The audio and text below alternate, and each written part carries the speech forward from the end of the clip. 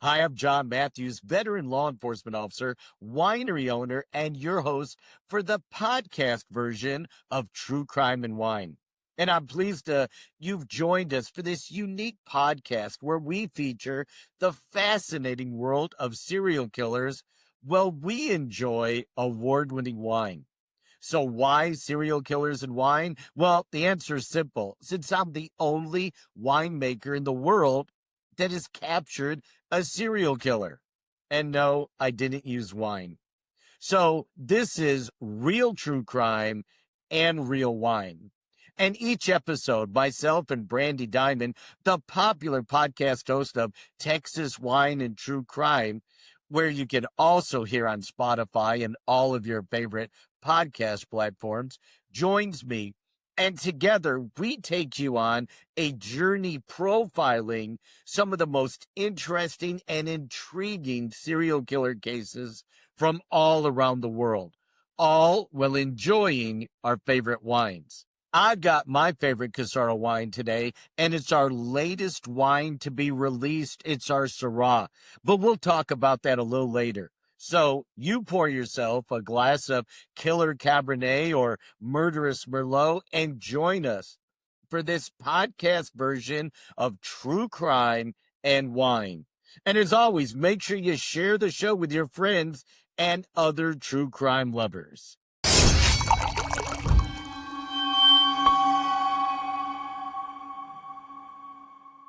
Hey, John, great to be here again with you. We are beginning season 2 with this episode. Very exciting. Can't believe it. Can't believe it. The first season flew by. It did. And we made it to the episode 8 magic number, John. This is episode number 9. So we have surpassed many podcasters who've tried to stay in business here, but we're here again. And one thing, John, that just makes our show just a bit different. You're always looking for cases that are intriguing, interesting. We go international with some of these cases. Does this one really fit the criteria? Well, on first blush, when I was approached to say, John, can you break down this case? You know, there's been a movie, there's been a television series, multiple podcasts on this. I went, I really don't want to tackle it. He's kind of a boring serial killer, and his murders were really pretty bland. And so I had to really dig deep into it to find something that was unique, right? That's what we provide, unique content that you're not going to get somewhere else. And as I looked more into it, what was intriguing to me was just his pathological need for attention during the crimes, after the crimes, while he's in prison. It never stops with this guy. And then it did have an interesting twist in that innocent people actually pleaded guilty to his murder and spent time in prison for it. And he got mad because someone else took credit for the murder. The other thing that I thought was really fascinating was law enforcement's perseverance on a couple of these cold cases. And you and I have talked about that in the past, and we've seen it over and over again, though, as technology keeps growing and expanding in DNA and genealogy, how we're able to solve crimes decades later. So for these reasons, I think, yes, it's intriguing, it's interesting, and we're going to have some fun diving in to the case of the Happy Face Killer. So we talk about their early life. We seem to cover this in most of all of the cases we do. You know, so what did Keith Jesperson's early life look like? Well, he hit on some of those key indicators that we talk about nearly every week. Matter of fact, it's unusual when you and I sit there and look at a case and go, wow, his early life was pretty easy and mundane. Keith Jefferson, though, grew up in British Columbia, Canada. His father was an alcoholic. His grandfather was abusive and violent. He was kind of treated as the black sheep of the family because of his size. He was absolutely huge. Matter of fact, he grew finally to 6'7", 225 pounds, but even as a teenager was way bigger than all the other kids. like a lot of the killers, he was a loner, he was shy, and he misbehaved. And we found out later on that he actually enjoyed torturing and killing animals. And we discovered later on that he was not just abused and beaten with a belt, but actually shocked, electric shocked by his dad. So we do see some of those common precursors starting at a very early age with Keith. Wow, 6'7", 225. I can only imagine when we start to talk about his victims, how intimidating he probably felt and looked to some of these women. The torturing and killing of animals, I was surprised to see that, typically, John, we see this early age, I think, and then it progresses to other things besides animals. But this guy actually continued this over the years into his teenage years, adulthood. And we're going to talk about that in a minute. But what were some other warning signs, as an adolescent growing up into teenage years? Well, he started, as far as we know, torturing, killing animals at like 5 years old. Really, really young. I mean, sometimes we see it 10, 12, 14, 5, really young. As a teenager, we know that he severely beat animals, strangled them to death, and said his father was proud of him. He said that he fantasized about doing it to people, and that is very common, let me tell you, among serial killers, that they will torture and kill an animal and actually fantasize about it being a real person. Now, as an adult and father, he even enjoyed watching animals fight to death, and he would hang kittens. This is really going to get those cat lovers out there, Brandy. He would hang kittens from a clothesline in front of his daughter. So from an early age, we see how the father is kind of, encouraging him to kill and torture and strangle animals. And then when he's a father, he does the exact same thing. Can you imagine the impressions of a little girl whose dad enjoys strangling kittens in front of her? I mean, no, I cannot. And I think to myself, I go back to the shocking of him, right? That a family member was inflicting on him, right? So pain. And then 5 years old, John, at 5 years old, they're holding kittens, right? They're learning what connection and love is as a child. And for him to already have that mindset at such a young age, that's just really terrifying. So we're already looking at the family life, how he's growing up, his personality, thinking it's okay to kill these animals. What other habits are you seeing so far with this? Well, I want to stay on the animals for a minute because it goes back to another show we did. Remember the pig farmer and how violent he was and everything? But if I remember right, when he was 12, he came home, and the only real attachment that he had in his life was a calf that he raised, from right after it was born. And then he came home and found his dad had slaughtered that. I know. That calf, the only thing that he valued in his life. Now we have somebody that it's being reinforced from age 5 that it's okay to kill and abuse animals.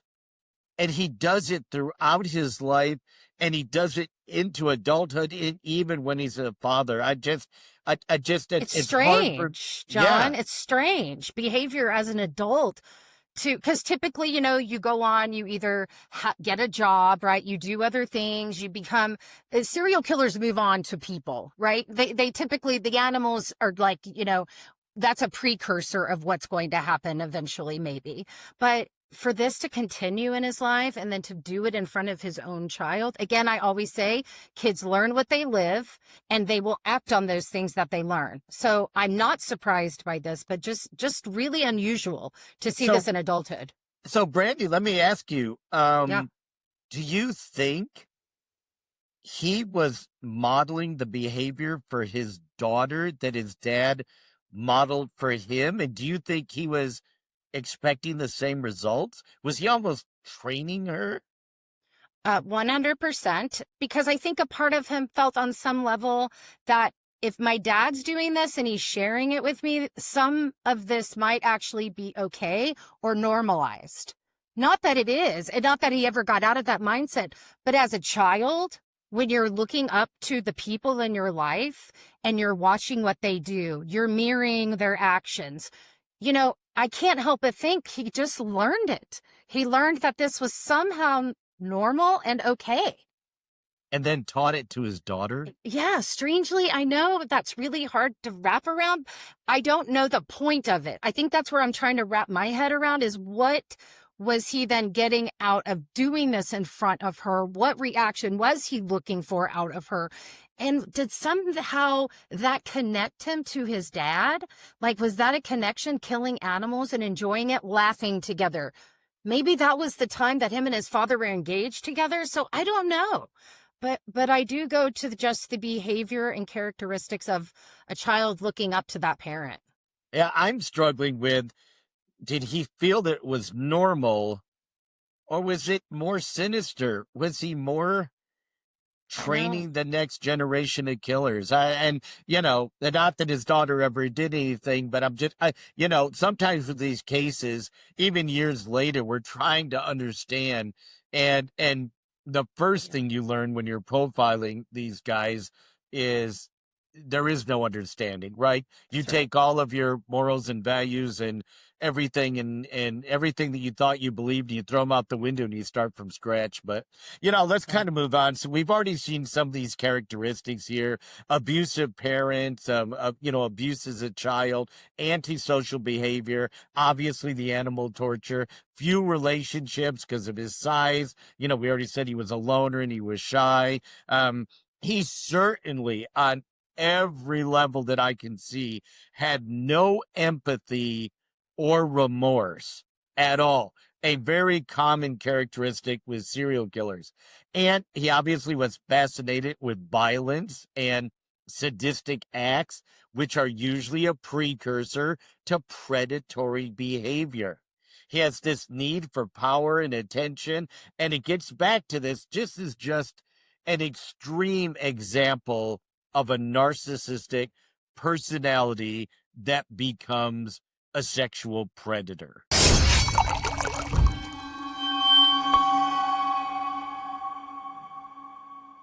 So he's got all the characteristics. We've talked about some of the habits and the things that are already happening with the animals, but now we're going to actually get into some victims. John, how old and who was his first victim? Well, he started, as far as we know, at age 10. He attacked another 10-year-old and beat him unconscious and said he wanted to kill him at age 10. So at 5, he's killing kittens. At 10, he's beating people unconscious. At 12, he holds another boy underwater until a lifeguard saved the other little boy. And at 12, he says he raped. Now, there's no confirmation. At 14, he said he raped somebody. We couldn't confirm it. We know that there's shoplifting from a very early age. And that at one point, and I found this just fascinating, he shot an arrow with an exploding tip at a teacher. I don't know where you get an arrow with an exploding tip, but he got a hold of it and shot at a teacher. So we see this violent behavior, predatory behavior, age 10, age 12, age 14, and continuing through his teenage years. So starting very young, again, like you said, with being 5 years old, starting to kill animals, it's progressing. Exploding tip at a teacher. I mean, again, where do you get that? And not only that, John, I think you were the one who told me years ago when I interviewed you about the eyeball killer, don't try to get in their head, Brandy. You won't understand it. And, but it is just mind boggling sometimes to think like, how does he even think that's okay? But again, admitting at 10 years old that you wanted to kill someone that you were beating up. I mean, just really the signs and the red flags are everywhere. So what about high school? So eventually he grows into his teenage years. So what's going on in high school? By the time he's in high school, he's absolutely huge. He's almost, reached his full height and weight. But he dated few girls in high school, really was a loner, really was shy, and really couldn't handle, I guess, the growth of his body and all of that. But then by age 20, right? 2 years after high school, he marries somebody in 1975, and they have 3 children, Melissa, Carrie, and Jason. He at that time tried to be a Royal Canadian Mounted Police officer and was actually in the academy, but was injured in training and couldn't complete the academy. After that, he had to find a job. And so he went looking, and he found one and moved his family to Washington, where he became a truck driver. Bad Here we combination. go. Predatory behavior, sadist, no empathy, no remorse. And now he's a truck driver, so he can get any place, anytime, anywhere. And he really discovered that the new job afforded him the opportunity to move around and to kill without being suspected. Right? We've seen this before with these mobile predators as they traverse the country and drop victims off, pick victims up, kill victims, all different parts of the country. Now, a woman eventually called his house one time, and his wife suspected of him of having an affair, and they were divorced in 1990. And that might have been one of those triggers, right? Yeah. The divorce, the losing the children, the house, that type thing might have been the trigger to January 1990. It's interesting because we see like some of these serial killers try to join the military or get a really good job. And he wants to be, in the Canadian police. And then this happens, right? Triggers happen. I mean, we know the mind is a very powerful thing. And now he's alone. He has time on his hands. He's a truck driver. And so eventually, January 21st, 1990, he graduates to murder. Yeah, he meets a developmentally challenged woman at a bar. He takes her back to his rental house near Portland. He beats her, rapes her, and strangles her to death with his hands. And then he disposed of the body, but it was later found about a month later along the Columbia River. From the victim, though, he did take a souvenir, and he gave it to his daughter. He also hid the victim's purse, presumably to relive the experience later. And we see many killers do that, right? We see them take souvenirs, and we see them hide things so they can go back. They know where it is, and they relive the experience. Gives it to his daughter, huh?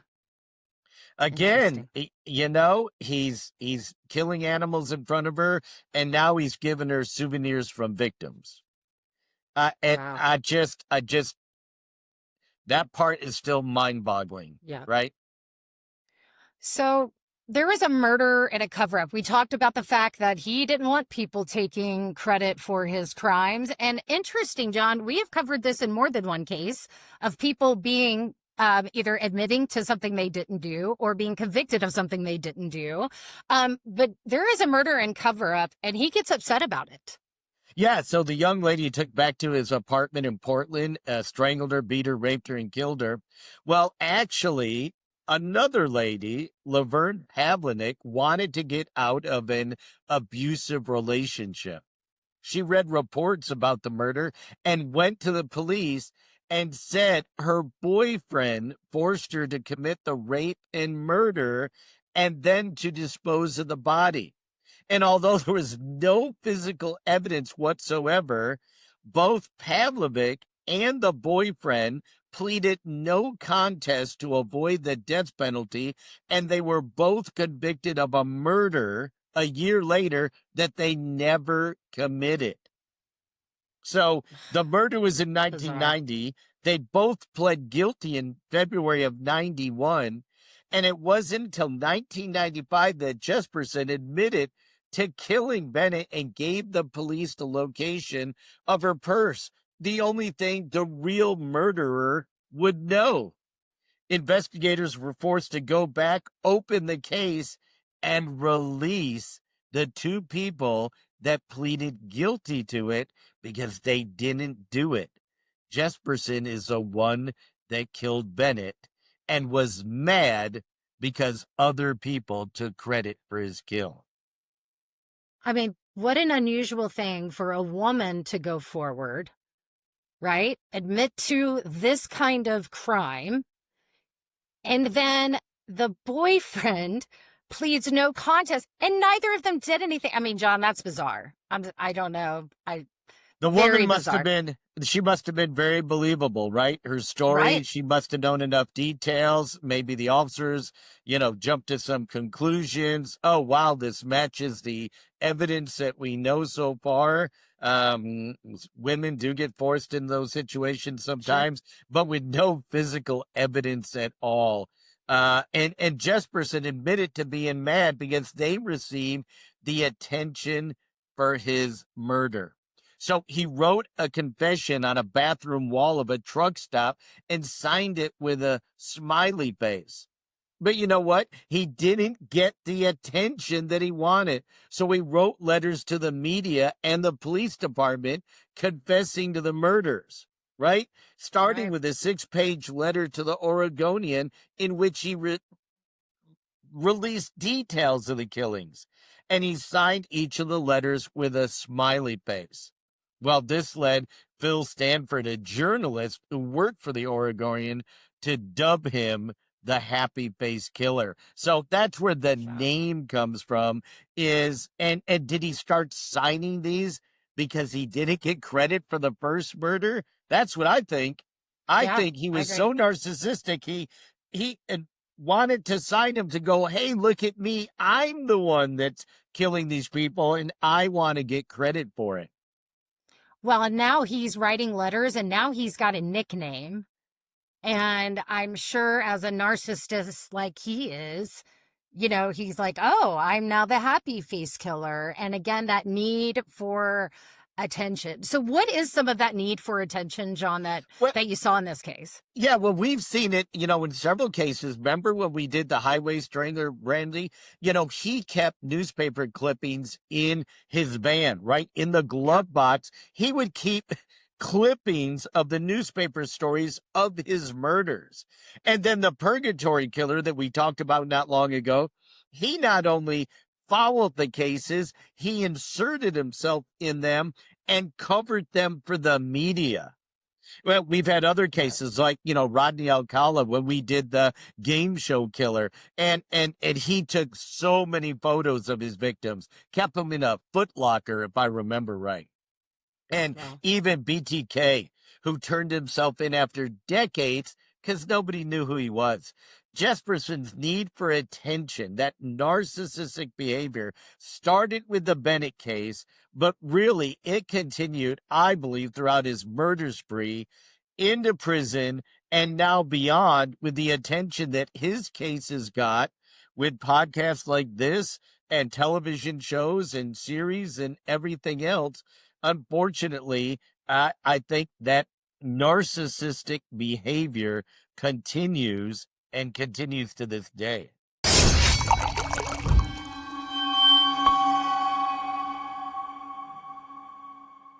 Well, he starts admitting to crimes, John, right? So he pleads guilty. Sometimes they're not even officially identified. He's writing a 6-page letter talking about the things he's done. So there was a woman named Claudia. What do we know about Claudia? Well, we know she was killed in 1992. So you've got the murder of Bennett in 90. You've got the couple pleading guilty that didn't do it in 91. Now in 92, we've got what we think is the first victim, where she's called Claudia. Authorities still don't know her name. She was a white female between 20 and 30, never officially identified. He actually pleaded guilty to her murder in 2010. Wow. 2010, 18 years later, he told investigators in 2023, finally, when he was giving information about the case, that he picked her up in Victorville. They had a fight about paying her. Apparently, she was a prostitute, and that he strangled her and killed her in his truck before dumping her body in Blythe.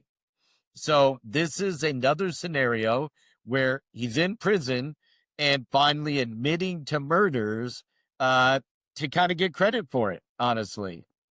Wow. Okay, so what about Cynthia Lynn Rose? Well, now we're starting to see be able to profile the victimology, right? Bennett was a special needs girl. He picked her up, beat her, raped her, killed her, strangled her.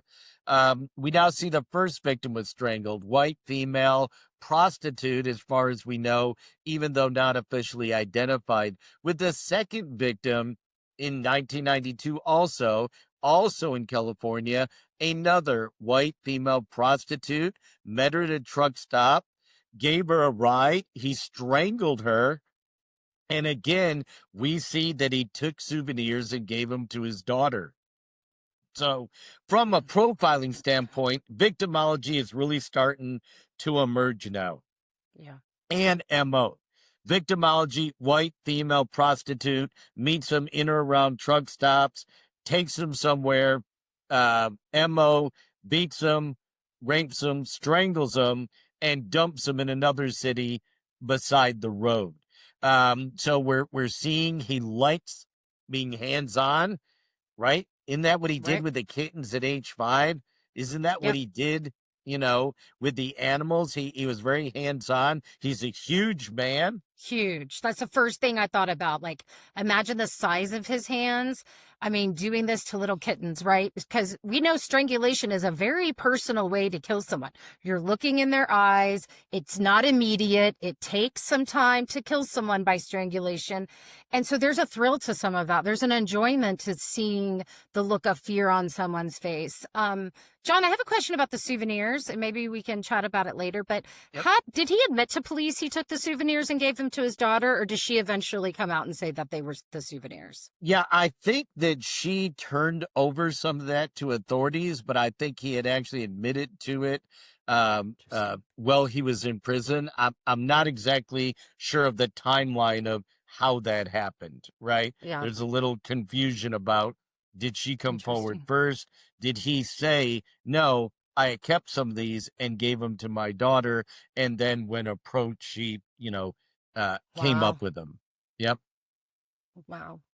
Well, and I think from a daughter's perspective, who knows what she was thinking when she received those things, but they were a gift from A her dad, gift. Right. right? And that's just so heartbreaking to think about that. Dad Okay, was so on a trip. Dad brought me yeah, something back. yeah. I mean, my dad was in the oil field my entire life. He constantly came home and brought us things from places. And I can only imagine, as much as he was on the road and then interacting with her again as a child, you're thinking, oh, great, a gift from my dad. And then knowing this, years later. Okay, we've got Lori Ann Pentland of November 1992, and this is happening in Salem, Oregon. Yeah, these killings keep getting shorter and shorter, and we see that with serial killers, right? Again, victimology is staying perfectly the same from a profiling perspective. White female prostitute picked up at a truck stop, went to go have sex with her somewhere. He said she tried to double charge him, and when he refused to pay, she threatened to call the police.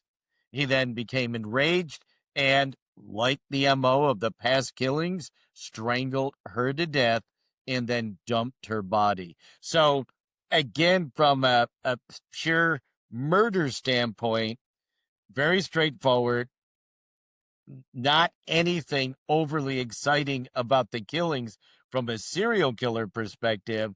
He's finding his victims at the truck stop. Most of them are prostitutes, picks them up, argues with them. That seems to be a common thread.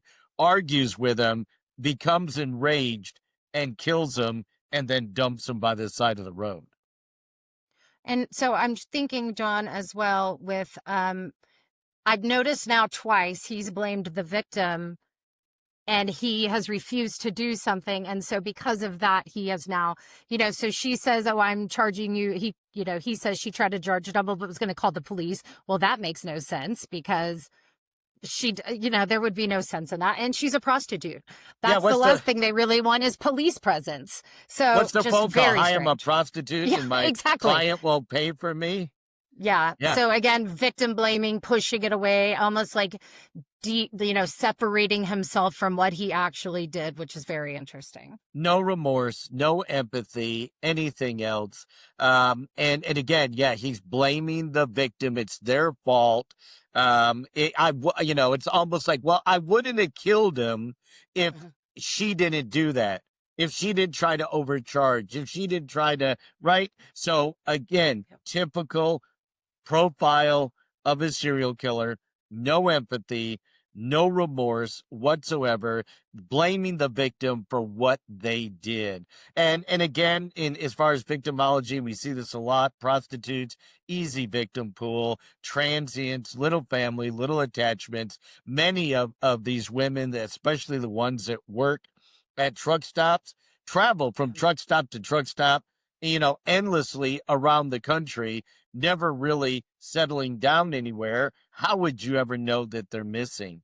From a MO standpoint of profiling, we look at strangulation, which seems to be his, favorite mode of operation. But we don't see him. He doesn't need to bring any weapons. The women are getting into the cab of his truck willingly. And so from a geographic profiling standpoint, we know he's in California. We know he's in Oregon. We know he's going across the Northwest U.S. and across the U.S. in some cases. But really his geographic comfort zone is the cab of his truck.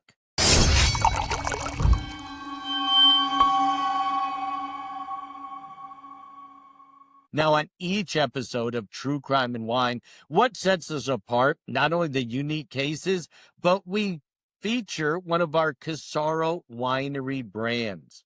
And today I'm drinking a glass of our Sorriso, which means smile in Italian. And that's what you're going to do when you drink this lovely Syrah. It's going to make you smile when you taste this medium-bodied, dry red wine. So take time to savor the notes of blackberry and plum and spices. And it pairs well with a variety of meats from premium steaks to briskets. So, as you know, there's absolutely no better way to enjoy a True Crime and Wine podcast than with a glass of Casaro wine. You can find them as always at CasaroWines.com, CASSARO.com, and you can order wine. We'll ship it to your door, and you can drink with Brandy and I a great glass of Sorriso, Syrah, smile, salute.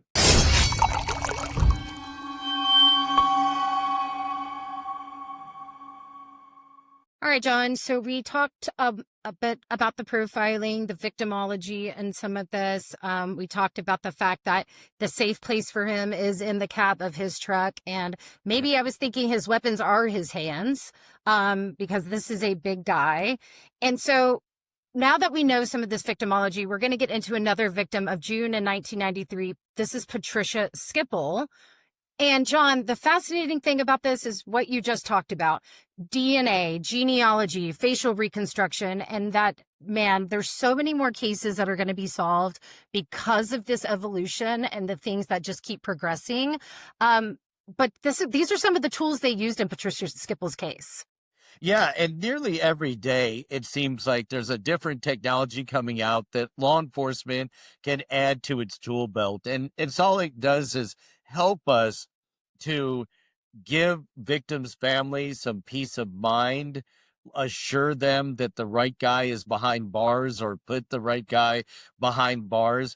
Patricia was killed in June of 93, and they found her body, but again, could not identify her. This is someone that was picked up, was murdered, was dumped, didn't have ID, no idea where she was picked up. They knew she was a white female, about 45. Matter of fact, he called her Carla, didn't even know her name. He did strangle her to death. He did take souvenirs from her. But, the officers kept working and they kept the case alive, and facial reconstruction was really done in 2022. So we hear about these cold case units from all around the country. I tell you, these guys do a great job in piecing these things together, trying to give the families a little bit of peace of mind. But it wasn't till 2022 that the combination of the facial reconstruction and putting the pictures out there was, somebody said, I think I know them, I think I'm related to them, and then using DNA technology, they finally identified her. And we've talked about this on other shows. This is just such an emerging field for law enforcement and gives us the ability to clear cases literally decades old we might never have gotten around to. Yeah, that's right. And, I thought about the fact what you just said about giving families the answers, because we know that there are decades old cold cases that are now being solved. I mean, I think of like the yogurt shop murders, right? Austin never stopped pursuing. I think from a viewer perspective, looking on the outside, looking in, they were working this case. I think a lot of people felt that they had maybe let yogurt shop go to the wayside, but they didn't. And this is how they caught the guy who was using this kind of technology. So, well, we're going to talk about that. We're actually going to do a show on Robert Brashers, and not just on the yogurt shop, but he was actually a serial killer. So that's going to be coming up. So thanks for that little promo, Brandy. But yeah, no, Austin certainly had egg on its face for wrongly convicting people. And there were folks that said, wow, we really messed up and we need to do something else. And finally, justice was served in that case. And like in this case, right? Some of these victims weren't identified for decades. I know. All right. So we know we're talking about his MO, his victims, his comfort area being in his cab of his truck, strangling most of them, getting rid of their bodies, taking them from one place, dropping and leaving their bodies in another place. Anything else that we need to be profiling this guy about? Anything else we're picking up at this point? Well, now we're starting to see with the latest murder, him really being mobile. Up to this point, the only victims that we knew about were in California, in Oregon, pretty much stayed on the West Coast. But with Suzanne Clelenberg, again, white female prostitute, 34, working at a truck stop, got in Tampa, Florida. So that's all the way across the country. And again, that's the thing about these killers that are so mobile. We may find the bodies and have no idea who they are for years and years. Yeah. We may not find the bodies until these guys finally decide to say, you know what? I'm not going anywhere. I've got cancer. I'm going to die. Let me tell you where a couple more are, or whatever. In this case, he met her in Tampa. She got in his truck. She began screaming. So again, some type of fight, some type of argument. But this time, he noticed that where he parked was too close to a truck parking area, and there was a security guard nearby. And so he says he strangled her with zip ties. Not sure how he did it, a little bit different MO, but still strangling up close, personal. And then he dumps her along I-10. So now we've got just another body out there.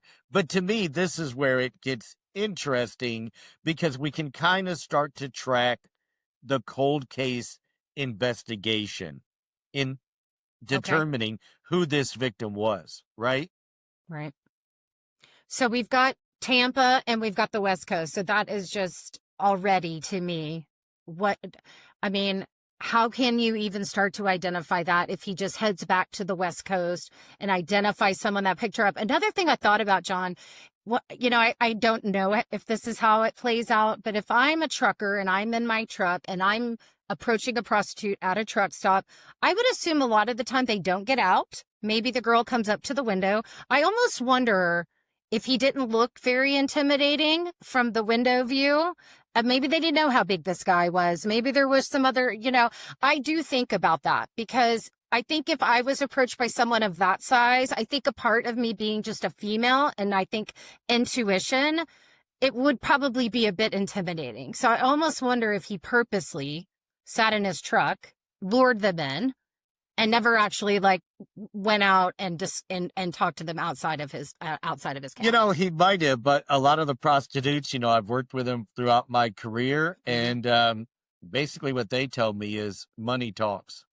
And if you're going to pay, I'm going to do it, right?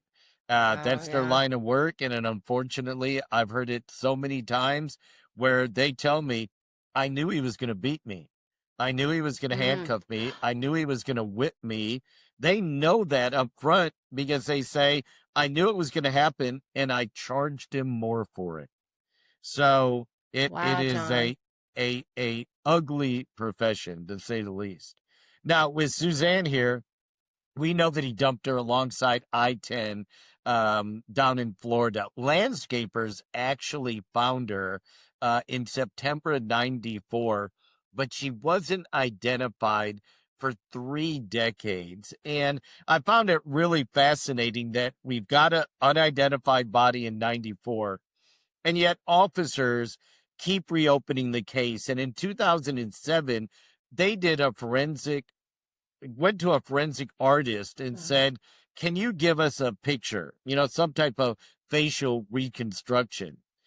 They also sent the remains off for examination to try to determine age, sex, ancestry, whatever.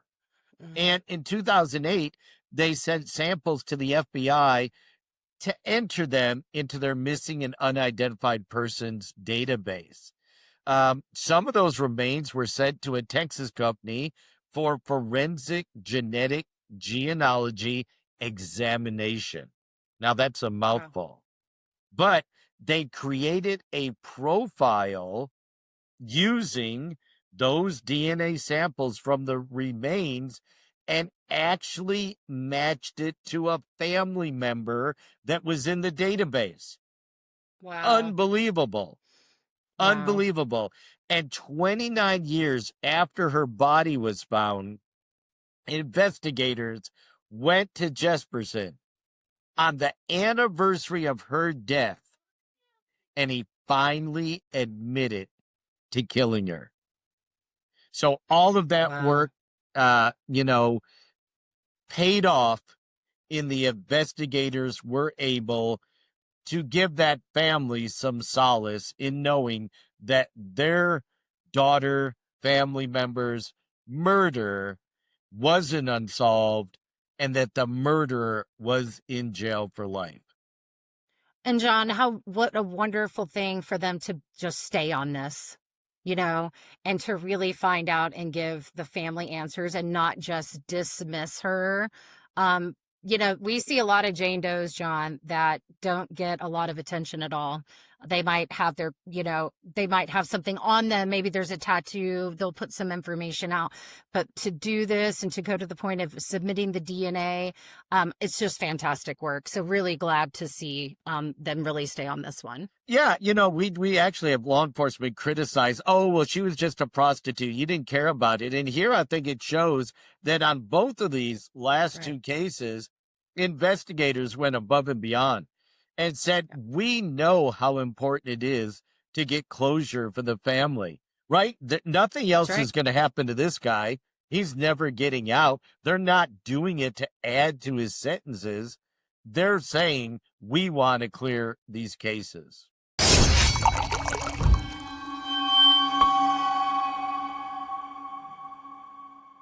All right, Brandy, I have a big announcement today. Our true crime lovers have been asking about this, and we told you a couple of podcasts ago that we finally got it launched, our True Crime and Wine store with all of our logo items, t-shirts, all kinds of stuff. It's called shoptruecrime.com, and you can get hoodies, t-shirts, bookmarks, tumblers, phone cases, wine glasses, yes, much more at shoptruecrime.com. It's open for business. Visit us online, pick out your favorite merch, or get it for your favorite true crime lover. I actually went and purchased some items right off of the site and put them in the winery and offered them to folks that come in to our tasting room. So you can now buy items in the tasting room or at shoptruecrime.com. Check out all of our logoed merchandise.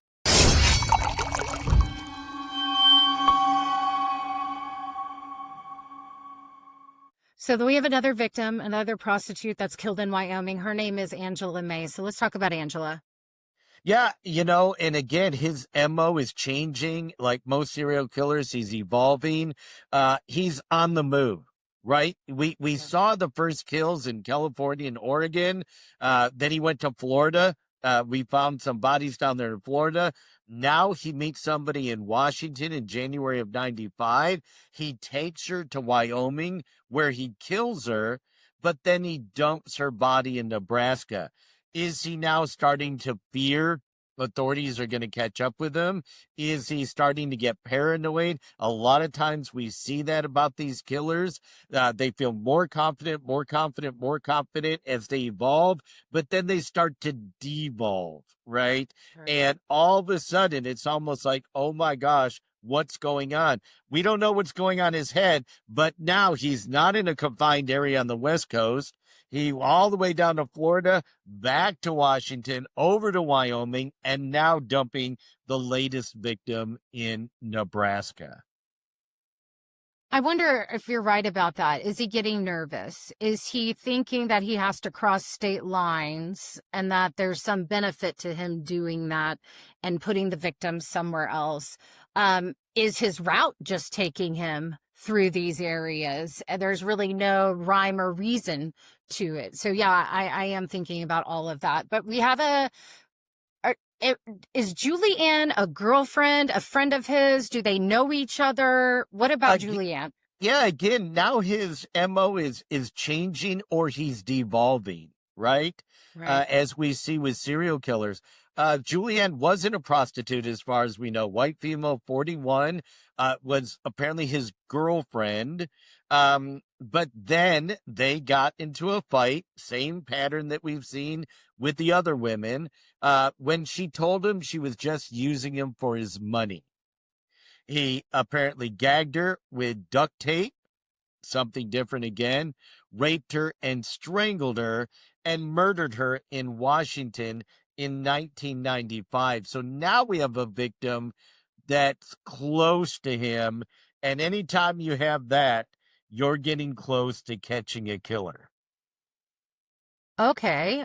I really like that statement. Can you tell me and the listeners why? Well, now we've got a victim that is identifiable, right? The other women were prostitutes, easy targets, victim pool, transient, no known family. Now we've got somebody we can say, this is where she lived, this is where she worked, this is what she did, this was his girlfriend for at least a time, according to him. And so now there's a tie. Matter of fact, police actually questioned him in March of 95, but release him. But he thinks he's about to be arrested and given the death penalty. He tries to kill himself twice in 1 week. I've heard this so many times. These guys, honestly, they know how to kill. They've been killing. They know how to kill. And to me, it's almost like, oh, woe is me. I'm going to try to kill myself. Feel sorry for me. We've seen it over and over. He tries to do it apparently twice, doesn't do it. Oh my gosh. He turns himself in and confesses to Julie's murder because he thinks it's going to gain him leniency. Oh, I did it. I'm sorry. I'm so sorry. I tried to kill myself. Usually these are very feeble attempts at killing themselves. You know, you're so right about that. They kill.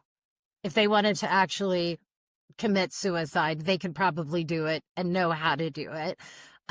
Which is interesting too, of like, whether or not, so I go back to the letters, I go back to his confessions, I go back to wanting the attention, telling the police, you know, again, blaming the victims, but then becoming the victim himself, right? Woe is me, I tried to take my life twice, and now I'm confessing to this murder. And so is he just grasping for straws here? I mean, does he know he's going down and he's just doing everything he can? I think he's devolving. I've seen it before with other serial killers. He's losing it. He's getting paranoid. I think you saw that in his cross-country transit, picking up a girl in one state, killing her in another, dumping her in another. He didn't do that in the beginning. I think he's absolutely losing it, and something led him to believe that police were hot on his trail. They actually weren't. They didn't have enough evidence at the time to arrest him, and yet he confessed to the murder thinking, if I don't, they're going to arrest me and they're going to kill me.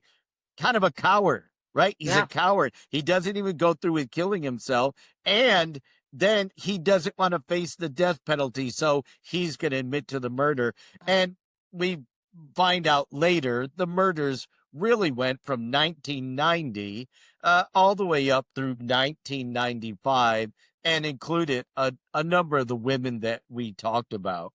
During his trial, he admitted to multiple homicides, and it led investigators to reopen up some of the cases. That's how some of those cases really evolved from cold cases, when they started going back and looking, wait a minute, we had a body here. Could that have been him? We had a body here that was unidentified. Could it be him? He admitted to killing a bunch of people, but later recanted it and said, no, it was just 8.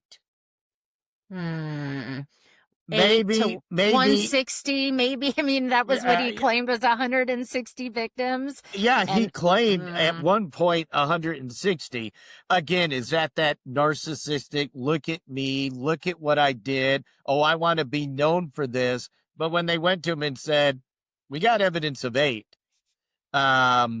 you know, we don't know about a whole lot more. Now, as with other serial killers, could there have been more? Yes. The time period over 5 years for 8 victims is very spread out, especially since the profile of the victims, the profile of the crime scenes, and the profile of the killer, the MO, all matched, right, during that time. So would I think that there's more victims somewhere? Certainly, yes. Do I think there was 160? I think that was his need for attention. He was convicted in 1996 in Oregon and sentenced to 3 consecutive life sentences. In 2009, after they finally had, you know, the other victim identified, he was indicted and extradited back to California and convicted and sentenced to a 4th life imprisonment. So he's not going out. And again, kudos to law enforcement for reopening some of those cases and tying them to it. Absolutely. And the fact that he was given these life sentences, I mean, that's great to see as well. And, you know, I know it wasn't all 8 that, you know, we know, John, that not all of the victims, you know, they can't be tried for every single one. Some of the time it takes a lot of money, a lot of resources to do that in the criminal justice system, but they've got him on 4 life sentences and securing the fact that he's not going anywhere. Yeah, and some jurisdictions just simply say, yes, for time and taxpayer money, he's going to die in prison. If we really can't tie him to it, you know, from a prosecution level, we can maybe reach out to the family and say, we believe he's probably good for this. Although that may be little solace at that point. But here, Brandy, to kind of wrap it up, was just a very narcissistic killer. He wanted the attention, and when he didn't get it, not only did he sign his murders with a happy face, he wrote to the media, he wrote to the newspapers and said, guys, look at me, I did this.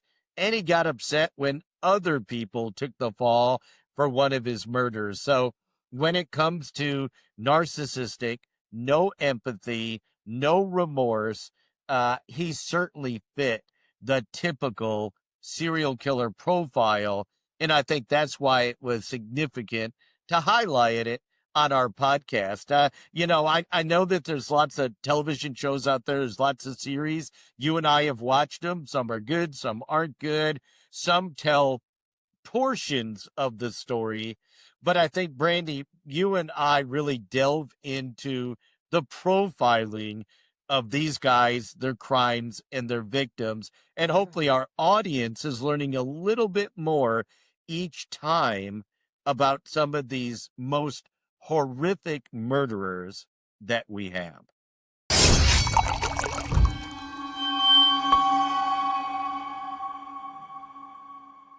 Now, as we put a cork in this edition of our True Crime and Wine podcast, I want to remind our listeners you can follow us on all of our socials at JJ True Crime and Wine, at JJ True Crime and Wine.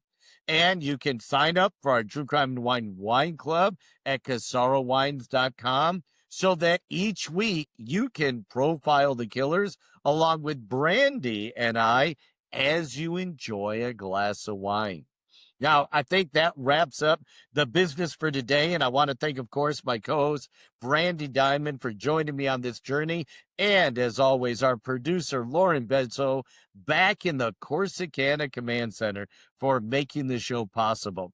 And we'll see you on the next episode as we present Ed Gein, the original monster. Yeah, the guy that inspired Alfred Hitchcock's Psycho, Texas Chainsaw Massacre, and the hugely popular Silence of the Lambs.